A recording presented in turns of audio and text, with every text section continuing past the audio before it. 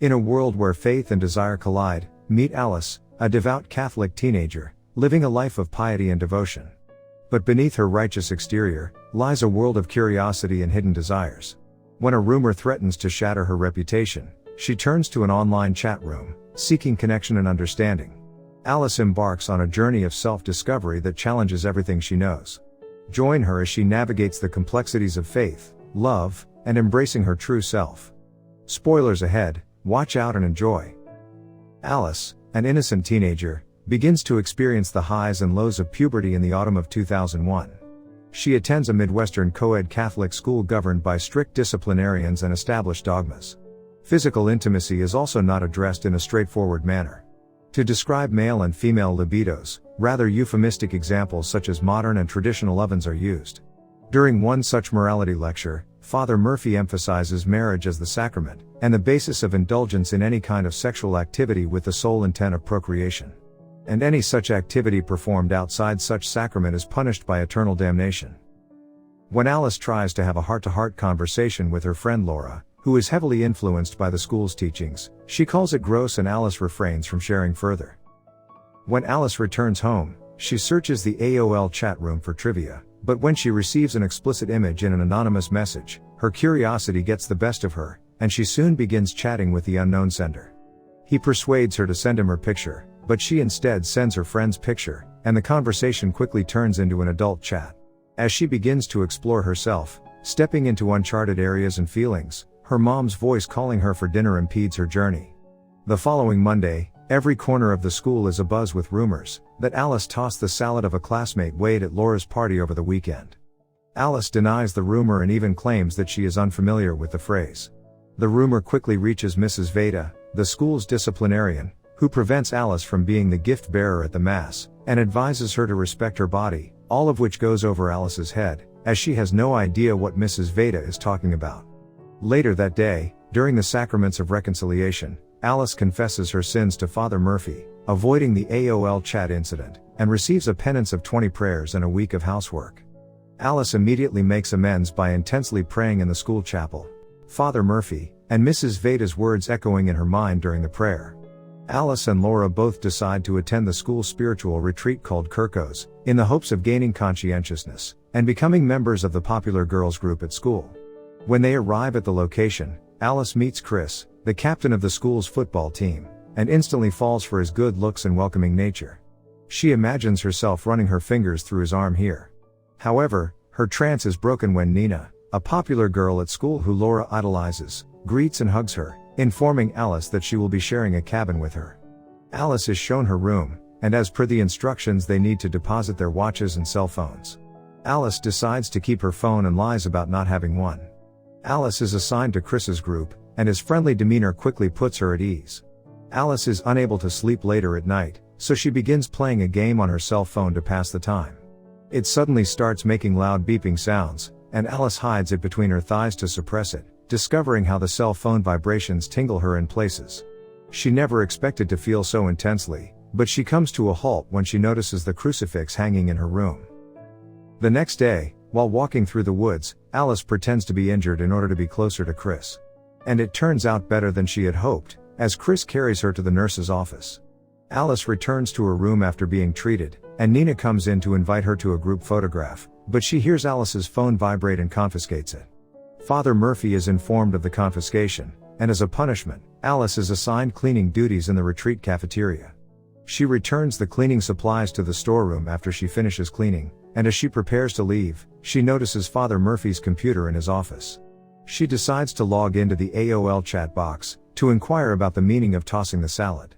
But the conversation takes an explicit turn, and upon hearing footsteps, Alice quickly shuts down the computer and exits the office. Once outside, Alice is greeted by Nina, who casually brings up the rumor about Alice in their conversation and sends her on a guilt trip. The rumor seems to haunt Alice. No matter how hard she tries to deny or avoid it, someone is always reminding her of it. At breakfast the next day, Father Murphy announces that he discovered the explicit chat on his computer, and asks whoever did it to confess, but no one accepts responsibility. Later, during individual sessions with Father Murphy, Alice is forced to confess to acting on her temptation with Wade, and Father Murphy does not believe Alice when she denies anything ever happened between them. Alice confronts Wade about spreading the rumor, and because he refuses to even deny it, Alice is mocked even by the teachers. However, Father Murphy interrupts their conversation by pulling Wade aside, and Alice discovers Wade's bracelet in the trash, which he had just dumped in the trash can. While cleaning the kitchen area, through the window, Alice sees Nina eating the hot dog of another senior in the woods. She also gets turned on after seeing the couple getting intimate. She uses her cleaning stick and takes pleasure while seeing them. She later tells Lauren about what she saw in the woods, but Lauren is doubtful and accuses her of making it up. She also accuses Alice of breaking into Father Murphy's office, and calls her a pervy psycho, ending her friendship with her. Alice is deeply hurt, but she says nothing and walks away. She lost friends and was constantly mocked by her classmates, as a result of a false rumor for which they never apologized or attempted to make amends. Alice later decides to frame Wade for breaking into the office, by planting the bracelet she found the day before. As she quickly exits the office, she notices Father Murphy pleasuring himself while watching an adult video on his computer. Alice walks outside, lost and perplexed by everything they've been taught at school. When she meets Chris, who notices her agitation, he offers to talk, and they sit alone on the bench. Instead, Alice kisses him, and he kisses her back for a few seconds before being overwhelmed by what has just happened, as well as what is happening below his waist, and he runs away without saying anything. That night at the bonfire, Alice can't take any more of the masks that everyone else is wearing and flees the campgrounds. She walks alone in the dark, until she comes to a lesbian bar and orders a beer. The bar owner Gina sits next to her, and asks if she is from the Catholic retreat, but Alice denies it and lies about her age. Gina points to her sweatshirt, which says retreat. Gina explains that she used to be a Catholic, but the punishments in the name of redemption were too much for her. Alice opens up to her for the first time, telling her everything she has done that has led her to believe she is going to hell. Gina advises her on how being limited in so many ways can lead to teenagers becoming modeled adults who question their sexual orientation. Gina drives Alice to the retreat, and before she leaves, Gina asks Alice if she has considered where she might attend college. Alice is not sure, so Gina advises Alice to apply to colleges on the East and West Coasts, as it may be beneficial for her to get out of town and explore new cultures. Alice recalls and asks Gina what it means to toss someone's salad. Gina addresses her curiosity by explaining the meaning of the phrase that has been on Alice's mind for quite some time. After hearing the meaning, Alice cannot help but laugh and bids Gina farewell. It's the fourth day of the retreat, and Laura hasn't spoken to Alice yet. As a result, Alice is seated at a table with a socially awkward classmate. Meanwhile, Wade is called by Father Murphy. While everybody is having their breakfast, soon everybody finds out that it was Wade who used Father Murphy's computer. Laura sits next to Alice and apologizes for not believing her, even speculating that the rumor about Alice and Wade was made up by him.